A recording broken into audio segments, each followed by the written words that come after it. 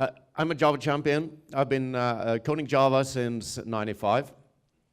I'm in the JCB Executive Committee. So we're the ones that actually said no to Jigsaw a couple of weeks ago. So if you have any questions about that, I'm happy to answer that afterwards. I'm also in a couple of expert groups in the JCP. Among those, the expert group for MVC 1.0, which I will have a talk just right after this one. I'm going to talk about MVC there. I'm also in the expert group for Java EE security, and as well a NetBeans Dream Team member. So I'll be doing my demos in NetBeans here. And for questions and comments, I have some cool fake tattoos and some stickers. So any question, you can just, yeah, as long as they're there. So what I will talk about today is microservices, and you've probably heard a lot of talks about microservices today. And so I won't dive into what microservices is and that. I'll just explain a couple of concepts so we're on the same page. I'll more talk about how to package the individual microservice. So I won't look at the entire ecosystem, and I'll do that using demos and samples and show how to get started with the different approaches to using Java EE technologies, and in particular Microprofile. So microservices, these small packages of functionality, or what you can call them, that is so easy to iterate around and can move to production by a single team, more or less, and independently of each other. So the important thing is that these services are independent into production, as opposed to a monolithic application, which is more or less one big blob you send into production. And monoliths have been with us for a while, and there's nothing wrong about monoliths. Most of us are working with monolithic architectures and will continue to do that. And that's fine. They solve a special case where microservices is maybe a little bit too complicated. And everybody isn't Netflix. So a monolith may be very good for you and may serve you well in the future. But this presentation, I'll talk about microservices. And just to continue a little bit about monoliths, they may still build nicely components, nice layered, perfect architecture around it, and loosely coupled and everything, and all cool stuff. But the important thing is that if something changes somewhere in this structure, the entire thing is repackaged and sent to production. So they're treated as one unit. And a characteristic of a monolith is that you have one common data source. In a microservice-oriented architecture, as visualized here, you have three services, A, B, and C, that do something particular they are very good at, and an application that kind of calls these services. The application in this picture may also be a service. So we may have services calling services and being client to services. So that's nothing we're really talking about here. But the important thing is that each of these services are independent. When talking about microservices, you often come into some other concepts around them, such as discovery mechanisms, like circuit breakers, configuration services, etc., etc.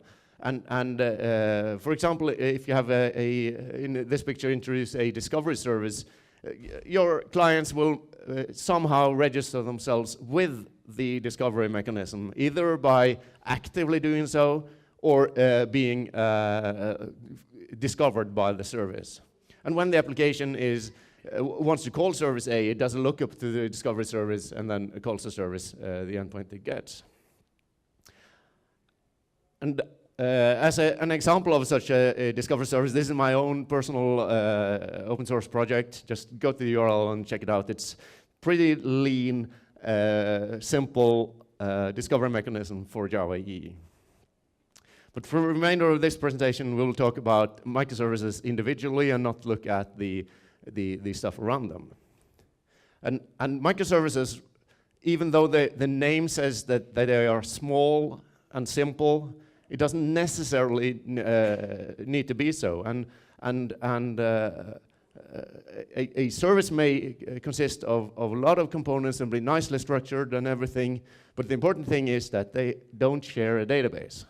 It's usually when you move from a monolith to a microservice-oriented architecture, you probably share a database along the way, but that shouldn't be the goal of your transfer towards microservice architectures.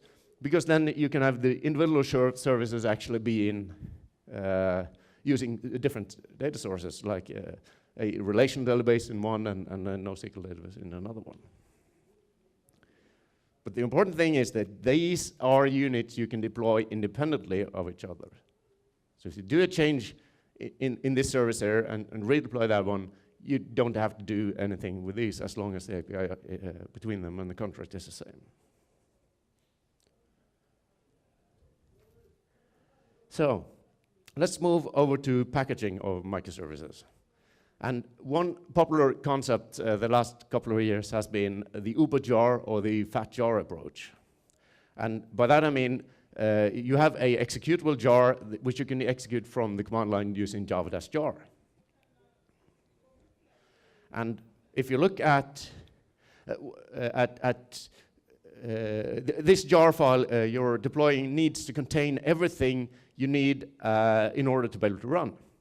So since we're talking Java and Java-based microservices here, you need some kind of hardware underneath or virtualization or some virtual machine.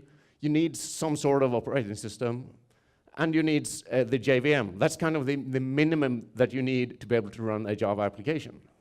So on top of this, you can run your application, and the jar file, the fat jar, contains everything you need to be able to run.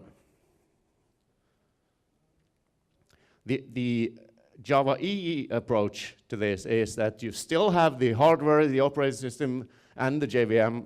That's what you need to run Java.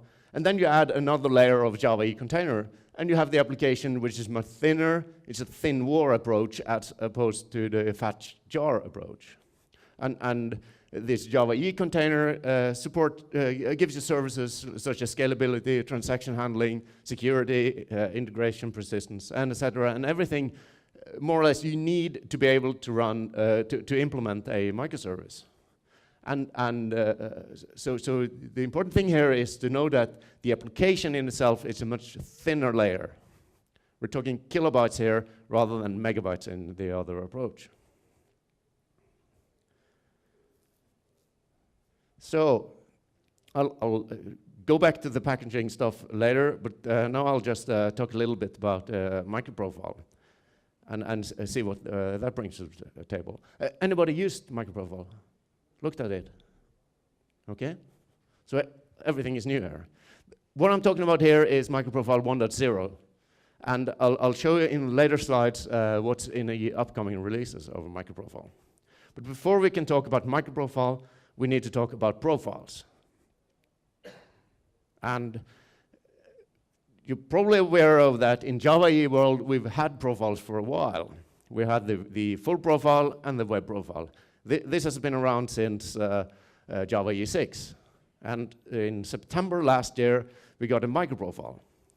And the important difference here between Microprofile and the other profiles is that Microprofile is not a Java EE profile. It's not a standard. The other ones are standardized. So if you're running in a web profile compliant application server, you can run in any one of them. But Microprofile is not a Java EE standard. And what does Microprofile contain then? Well, in 1.0 it contains a subset of Java EE. And this subset is JAX-RS, CDI, and JSON-P. And the reason why these three specifications are chosen is that this is the bare minimum you need to be able to create a small microservice. And JAX-RS is the Java EE APIs for RESTful web services. CDI is context and dependency injection, which is the thing that glues everything together. And JSON-P is for JSON processing. So the web profile adds some more stuff to this, such as WebSocket support, bean validation, EJBs, JPAs, and servlets, and some view technologies such as JSF and JSPs, and even more, but these are kind of the most important ones. And the full profile adds the enterprise support, like batch, mail, and SOAP, web services, and that kind of things. So why are we talking about Microprofile? It's not a standard, it's just a subset of another profile. Well, the reason why we're talking about it is Java EE 8. The current version of Java EE is Java EE 7. So the reason why we're talking about Microprofile is Java EE 8, or really what was going on with Java EE 8. Because last year, or up until October last year, we had 1 year of hiatus in the Java EE development. There was nothing going on at all. So the community reacted through a Slack group, and 2 initiatives came out of it. That's the Microprofile and the Java EE Guardians. And this is kind of the community members that were reacting to the lack of progress in Java EE development. And it just shows how strong this community is. And both these initiatives are working towards the same goal, and that is to get Java EE back on track again. And they have a little bit different approach, and Java EE Guardians is more forcing Oracle to get it back on track with the Java EE, and Microprofile is more show that we can do it as well. But they have some goals, and it's more or less the same people in both these initiatives. Then at Java 1 last year, Oracle presented their proposed roadmap for Java EE. And they did this, they engaged the community in a new survey last autumn, and they proposed a plan for Java EE 8, which is due to be delivered in July this year. So just a couple of months away, then we will have Java EE 8. So the pressure or the work from the community has worked. And the interesting thing here is that EE 8 will provide early access, initial microservices support, and start the work of EE 9, which will provide enhanced microservices support. And the revised proposal of what's the content of Java EE 8 is this one. It's updates to all these gray specifications. Some of them are dropped. JMS, MVC, and management are dropped from the Java EE scope. MVC was later donated to the community, and that's the talk I'm doing later today, to talk about that one. And a couple of new ones, such as health check and configuration. These has later been cancelled. So what's being delivered is updates to these existing specification. And security is a new one. But microservices is something that is around us now. We need it now, and we don't need it in July or next year. We need it now, and we cannot wait until 2018 before we have enhanced microservices support. And that's why where microprofile.io comes in. It's a website. You can go in there, join the group, join the Google group, and the emphasis is on contribution. So everybody has a voice. There are some big players there. IBM, Red Hat, Tommy Tribe, Payara are all vendors creating application servers. And you have the London Java community and the SurJava, which is the Brazilian Java community. So you have community and vendors working together in this effort. Recently, Microprofile moved to Eclipse Foundation, so it's now officially called Eclipse Microprofile, but it's still Apache 2.0 licensed. And Microprofile 1.0 was launched in September last year, conveniently more or less the same day as Java 1 started. And as I said, the specifications in Microprofile 1.0 is JAX-RS, CDI, and JSON-P. But a specification isn't anything without implementations. And if you remember from Java EE 7 that came out in 2013, of course, Glasswake was there as an implementation ready from day one. But it took like 8 months until you had Wildfly, I think, and from Red Hat. And it took more months and more years until the other implementations came along. But with Microprofile, you had implementations from day one. And we have 4 of them. And these are the 4 that I will demo here today. That's Wildfly Swarm from Red Hat, Payara, which is an commercially supported fork of Glassfish. And you have Webster Liberty from IBM and Apache Tommy, which is EE support for Tomcat. So let's look at some code.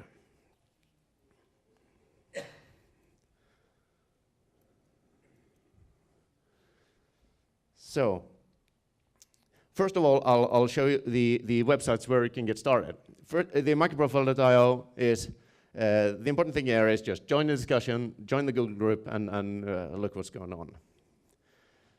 So let's start with Liberty. And if you're familiar with the Spring Boot world, they have on spring.io the way of generating a project for you. And IBM has created the same thing for Liberty. So what you do here is select the microprofile, give it a name, and click Create on GitHub or Download. So you can actually just create the project directly on a GitHub account and be up and running, or download it as a zip file. When you unzip this file, you just run maven install Liberty run server. So it's one click, download, run. And you're up and running with your own microservice on WebSphere. That's pretty cool. Let's see how it works in real life. So the Liberty team has created it as, I'll beef up the font a little bit, is a multi-module Maven project. The actual application is pretty simple. I'll open the source code here. The thing I've done here is to have just a hello resource saying hello from Liberty Micro. Can you read this? Can I turn off the lights over here? So the only thing here is it says hello. So it's a very simple microservice. And apart from that, there are no configuration whatsoever. So the other thing interesting with this Liberty way is that they have created some Maven Maven plugins here to make life easier for us. Let's just beef it up. Let's see if I can find it. Okay, so they have this Liberty Maven plugin. So based on the profile you choose to run, you can run the test, and if you run Maven install, it will start up WebSphere on a command line and run the test and stop it again. Or you can create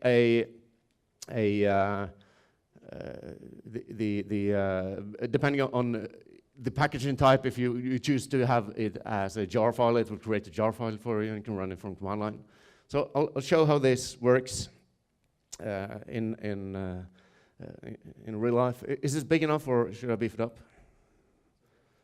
So what I do here is just plain and simple Maven package to package my project, as you would do any Maven project, and I run the runnable profile, which is the way IBM had chosen to do it. And it may seem complicated with having these multi-module stuff and so, but there is a reason for it. And the reason why they've done it is they have actually done a pretty enterprise way of doing things. You get the Bluemix support, run it locally, run it as an Uberjar, run it the way you want. So they have everything set up for you. It's more or less can go directly into production with this. It's not a toy. So that's why it feels a little bit complicated, but as you click around in the zip file you get from this accelerator site, it's really, they've done something good here. So let's look at what's created here. So in the, I think it's in the Dux Liberty Vulp config here. You see here, I have a Dux Liberty jar that they've created for me here, which is 71 megs. And that may seem much for a microservice, but when you think of it, it actually contains WebSphere.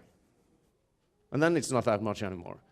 So this one can be run by just typing java-jar, that's what we want to do, and Duke's Liberty jar.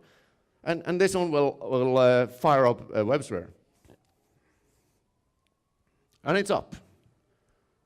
So it takes like a second or 2 seconds, and you have a WebSphere running on a computer. And to show that I'm not fooling you, let's go to localhost. It's on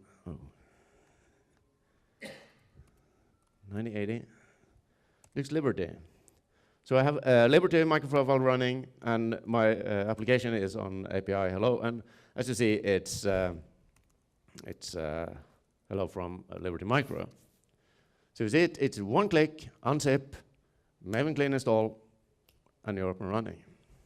That's decently fast especially for WebSphere. So let's look at Red Hat, for example. They've done the same thing. They've created a generator for us, and the Red Hat version of Microprofile is called Swarm. So this is very similar. You give it a name, and you start choosing which configuration you want. And here I've chosen Microprofile, and I click Generate Project. And it generates a zip file for me, and which I can download and write Maven clean install. So let's look at how the Swarm project will look like. This is significantly simpler than the thing from IBM, but it's a one-module Maven project. It's still packaged as a war, you see, but using the dependency from the BOM file. So this is very similar to what you do in a regular project, and it has the Swarm plugin with a package goal. And this is all.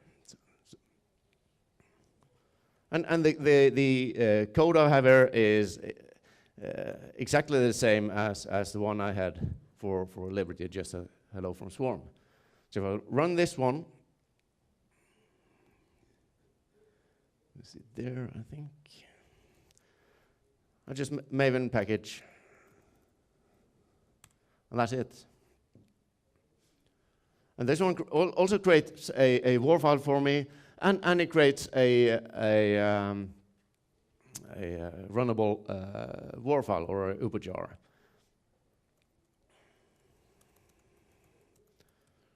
And here you can see the actual application. The war file is 6Ks, and the Swarm jar is 90 megs. So it's more or less similar as the Liberty version.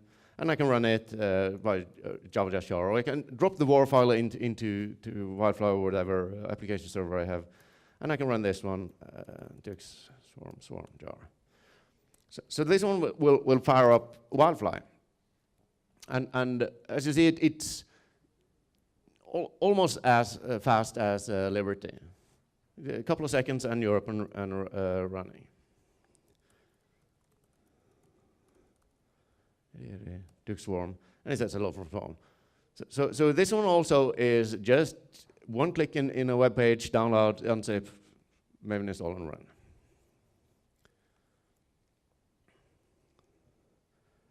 Let's just kill it. And the third one, Pyara, they haven't created, as I'm aware of, any of these accelerator kind of things. But when they launched the web profile, Steve had this blog where he wrote how to get started. So you need the Pyara microprofile as a dependency in your project. And you can run it directly by downloading the microprofile jar and run it. Or you can use a Maven plugin to create an Uber jar. And then you can use the Maven exec plugin like this. So it's just to copy this plugin into your POM file and you're good to go. Just look at how that looks like. There we go. So first, the source is the same. It just says hello from Pyara. The POM file here is, it has the Microprofile dependency, and it has this exec plugin where I say that my main class is Pyara Micro, and the parameters to this is my war file, and I want to create a jar file out of it.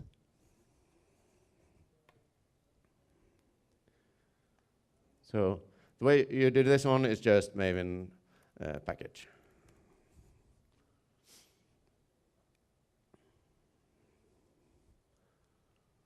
And it's already created the war file for me, and now it's creating the Uber jar.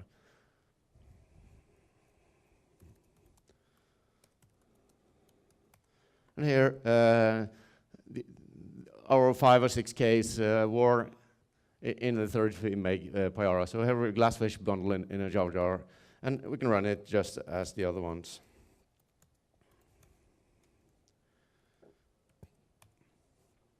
And this one fires up glassfish or Pyara underneath. And it has about the same startup time as the others, maybe a little slower, but it can probably be configured. And this one runs 80 Dux Pyara, and it says hello. So it's almost as simple as the other ones. You need to do it manually, just create this exec plugin, but it should be pretty easy to create some generator page if you want that, or some Maven magic to just make it happen. So let's move to Tommy. Tommy has a little bit different approach than the other ones. They have more or less just relabeled their JAX2RS classifier to Microprofile, and that's fair enough. They then implement much more than the Microprofile actually requires, so it's more similar to Java EE web profile. It's not entirely web profile, but it's somewhere in between Microprofile and web profile. And they support all the specifications for Microprofile, so it's perfectly valid to do that like that. The application here is, as you would expect, the same. It says hello from Tommy. And the configuration here is actually simpler. This is more how a regular Java EE project would look like. You have the Java EE dependency, this one from Tommy, but it's the specifications from Java E7 that they support. And you can use the Tommy and Maven plugin to pick which of the classifiers you want to use. And the here okay, let me see. The Tommy. I have it here. So in Tommy, you just write Maven package, and there Tommy exec is the Tommy plugin to create an executable jar. Well, this one also creates a war, and then picks what it needs to be able to run the Uber jar. And what you see here is the war file of 5Ks, as you would expect, and it creates an executable jar file of 30 megs. So it's similar to the other ones, and it runs just as fine.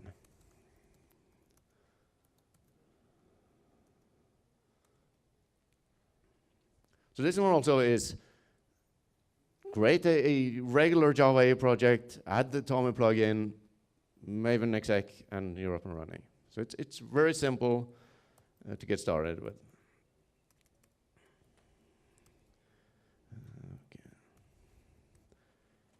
Okay. 80 Dix Tommy, and there we are, Tommy Micro. So they were very similar. They've chosen a little bit different approaches, but it's similarly in difficulty. The web server one is maybe a little bit more complex, but it's more enterprise-like, so you're probably better off if you're working in a IBM environment and want to use that. So but the others are more or less the same thing. The code is exactly the same. Very simple in this case. So I'll just move back to the slides and come back to the demos in a bit. So if we want to compare these approaches, the swarm approach is that you have the microprofile dependency from Wildfire Swarm, just pick these are the modules you want to run. You get an Uber jar in the deployable war. You pick whichever way you want to run it. For Payara, you use the Payara microprofile dependency and their exec Maven plugin to create to use the Payara micro as a main class, and you get an Uber jar deployable war. You can run whatever way you like. For WebSphere, it's more like it's kind of the feeling of Spring Boot, that you have these kind of starter POMs and do some Maven magic to get the stuff out, but you get a war file and a Uber jar, so you can run it in whichever way you want. For Tommy, it's their Tommy plugin. You use the Java EE web app and just pick which classifier you want to run it with, and you get an Uber jar and a deployable war. So Java EE then. Java EE has a lot of implementations and tooling around, and it's been there for a while, and it's been steady going, and maybe the most widely adopted implementations are the ones I've mentioned here. I added WebLogic as well.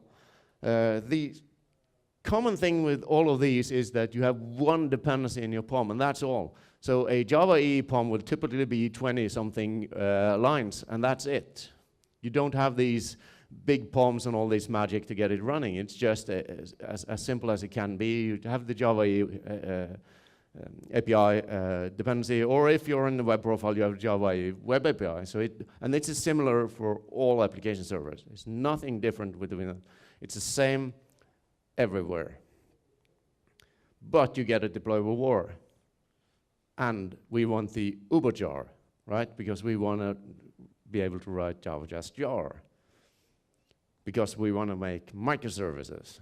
And then we cannot have an application server and a deployable war. We want a runnable jar.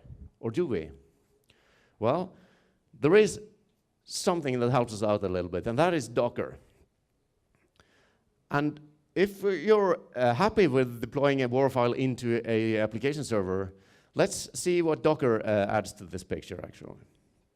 So we have these two approaches I mentioned in the beginning, where we have the hardware, operating system, and JVM. That's the same for all these approaches. We're in the Java environment, so that's what we're working with. And in the Uber jar approach, you have everything you need. The application has everything bundled into it, whatever you need to be able to run.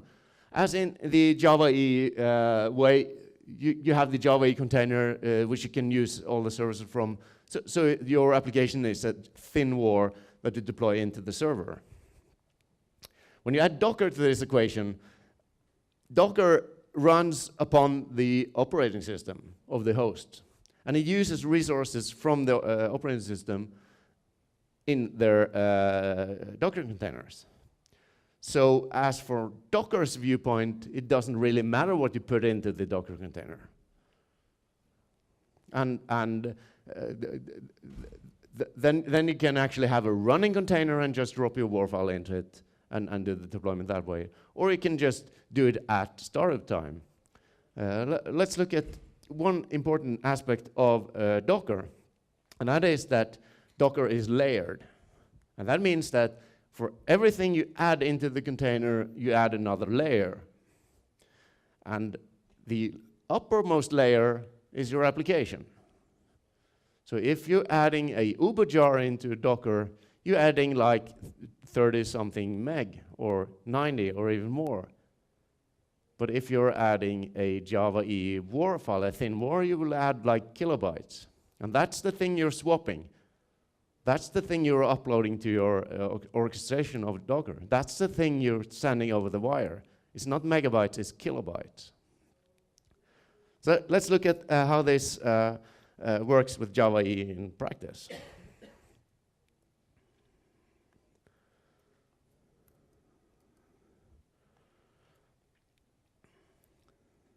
Let's close everything down. And I have a a Java EE project here, which, surprise, surprise, does the same thing as all the others I've been showing today. It just says, hello from Java EE.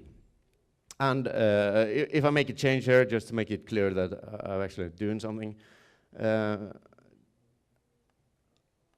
POM file for my Java EE project is very simple.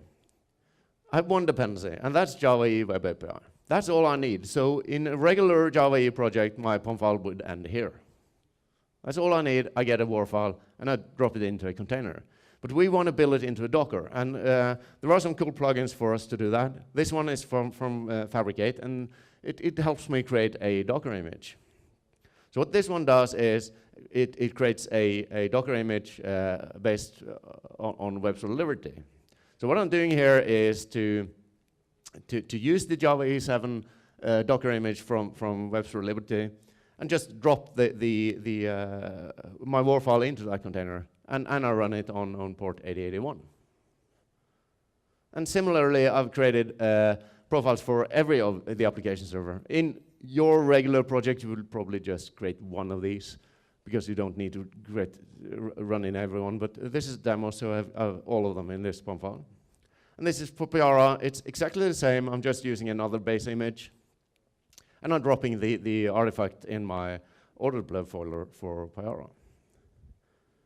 And for Wildfly, I'm using the Wildfly base image and just dropping the files to their deployments folder. And the same for Tommy.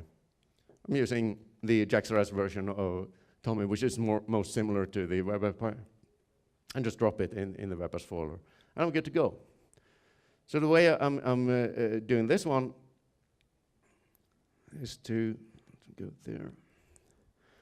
Is to if I want to run the Wildfly or Liberty, let's take Liberty. I type Maven package, and I want to activate the Docker profile for Liberty. So I say Docker build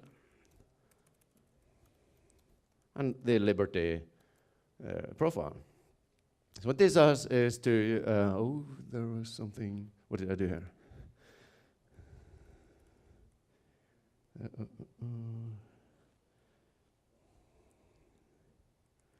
Let's see if that works. Okay. Okay, I'm not in the right folder. It's Java E. There you go. So what I'm doing here now is to compile and build the WAR file, and then the Docker Maven plugin creates the Docker image for me. And then I can use this Maven plugin to run it, or I can just run it from Docker or command line, or use an orchestration thing, or run it from NetBeans or whatever. But let's just use this Maven plugin to run it. Docker run and Liberty.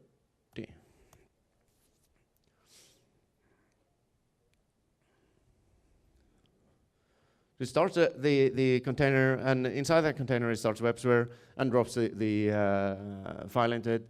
It runs a little bit slower here on my computer than if you would do it as a Java-jar, but it's similar in startup times. So it's up and running, and I should be able to access it at localhost. What was Liberty? Was that 8081? Looks Java E. And it should say hello from Java E, and it has 3 exclamation marks. That's the thing I've compiled with it. And similarly with the others, let's just stop this one. Yeah, that's another one. And just run the Docker, run it the regular way, port 8082. I think Dux, Java E, and the Pyara. So this one starts Docker just using the command line version, and I can be lazy here and just Dix, Java E, and Maven clean, or Maven Docker run the Wildfly. And the last one, I can be able to, I can show you there it's Docker support in NetBeans as well, so I can just find some old container I've been running here, see if I have Tommy here. Yeah, let's start this one. And here you can see the other ones, small fonts, but there are some small play stuff there. So now all of them should be up and running on different ports, if I'm lucky.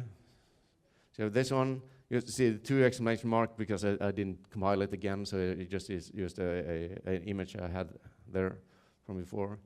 8083 and 8084. That's the Toma version. So now I have 4 microservices up and running in different containers. And to show you that I'm not fooling you, you can see this is Tommy. And on 8083 it is Wildfly. On 8082 I have Pyara. And on 8081 I'm running Liberty. So I have all application servers up and running in Docker, and it just takes this time. So you can actually do Java EE development in Docker and be pretty efficient with it and use it the way you've always done Java EE development. And with Docker in the equation, to me personally, java-jar or Docker run, I don't care. And since you're probably deploying in Docker anyway, it's so much better to use the support you have from Java EE and the development, ease of development there than going with any new things. Let's look at what we did here. We had the microprofile. If you're using Webs for Liberty, also has microprofile Docker images. So I could have used my Webs for Liberty microprofile and only had those API available. And the service on top of that can only rely on microprofile, as opposed to the one I did was actually to use the web profile, and I have the application on top of it, and the service is a WAR file, so that's a thin WAR file of 6Ks. And in the microprofile of Liberty is actually 200 megs. That's pretty much, if you remember the jar file was like 90 megs, so they've added some stuff here, but the Docker container for Liberty microprofile, it is about 200 megs. If you go for the web profile, it's 238, so it's not that much more. So if you're anyway talking megabytes, and that you will be talking megabytes if you're using any uberjar approach like Spring Boot or whatever, or any of the microprofile, you're talking megabytes and not kilobytes. And the container, the base image is currently pretty big, but the service on top of it is small, and that's what you're swapping. So it doesn't really matter if it's 200 megs. The memory is cheap anyway. And if you look at the Pyara approach, it's significantly smaller for microprofile. So if you're okay with those small, those 3 APIs and whatever they come up with in the future, here is there some gain. They must have done something wrong with this 164 version, because they must have added every UI and every log file and everything they've found on their GitHub to be able to come up to 600 meg. It shouldn't be there. It should be like 300 or 250. For Wildfly, the base JDK, this one is 149 meg. You can probably get it smaller. And the service here would be the swarm jar, so this one would be megabytes. The Wildfire is 288, and the service would be kilobytes. For Tommy, microprofile and web profile is the same, so it's not very comparable. As long as you use the WAR approach. If you choose to use the jar approach, you would have a smaller base image of about 100 or something, which is the JDK, and then you would add your 30-something meg of Tommy uberjar on top of it. So summing up a little bit, microprofile is JAX-RS, CDI, and JSON-P. If that's enough for you, then Microprofile is definitely something you should look at. If you're familiar with Java EE, Microprofile is Java EE. It's just a subset of it. You have currently 4 implementations. I think there is a 5th. I haven't demoed it here today, which is called Cumulus EE, I think. That's probably similar to the other ones. They have a little bit different approaches to how they do things. You have the Swarm approach, where you have the Microprofile dependency and the Swarm plugin. You have the Liberty with the startup bombs and Maven Magic to create the stuff for you. You get them Bluemix and local server and test server and suites and Archillion and whatever, so you get everything there in the Liberty approach. For Payara, it's the Maven exec plugin. You have the executable Payara Microprofile you can use. For Tommy, it's the Maven plugin that does things for you. The dependency is the same. So for Microprofile 1.0, I think it was launched at Devox UK 2 weeks ago. I'm not sure, I haven't seen actual implementations of it yet, but the configuration is out there on GitHub. You can try it out. They also added fault tolerance. For Microprofile 1.2, they're continuing with the fault tolerance. And this is planned for around Java 1, which is 1st of October this year. They also add the health check, security, and open tracing support. And the interesting thing here is that you see health check and configuration is now in Microprofile. And these were the 2 JSR that were removed from the Java EE 8 scope. So they are, if these prove out to be useful, these are really good candidates for a JSR for Java EE 9. So you can actually build on this, and they've chosen the same structure in their GitHub repos with a specification document, an API, a reference implementation, and a TCK. So you can more or less just file a JSR and you're done. Just get through the process of the JCP. Microprofile 2.0 is also planned for around Java 1. It will update the APIs to the Java EE 8 versions. So JAX-RS, CDI, JSP, and also adding JSONB, which is part of Java EE 8. So Java EE then. First of all, it's if you need anything more than JAX-RS, CDI, and JSP, in my opinion, JPA and bean validation is probably the things you're going to need pretty fast. If you're doing anything more advanced than Hello World. Then Java EE Web Profile is probably your thing. And Java EE Web Profile is the Java EE Web API dependency. For the full profile, just remove the web from it. Docker and Java EE is really interesting. And the ubojar shouldn't be the differentiator if you're looking for some kind of embedded way of doing it. Java EE 8 is planned for July. These are the specifications that are getting updates. There are some others in the pipeline. Among them, I think JPA is on the way out. So, but these are maybe the most relevant right now for us. Servlet 2.0 adds HTTP2 support, for example. CDI has some async support. The security API is standardizing some security concepts, so it makes an excellent baseline for later. JAX-RS adds some server-side push, for example. So doing it right, usually we are talking about choosing the right tool for the job. Now it's more about choosing the right profile for the job. So the Eclipse microprofile can be found on microprofile.io or GitHub. You can also find it on Eclipse and just search for microprofile. Java EE has moved to GitHub, so under the Java EE organization you find all the Java EE specifications. The samples for this presentation is on my GitHub. It's called Duke's Microprofile and contains all the code I've shown you here today. So that's what I had today.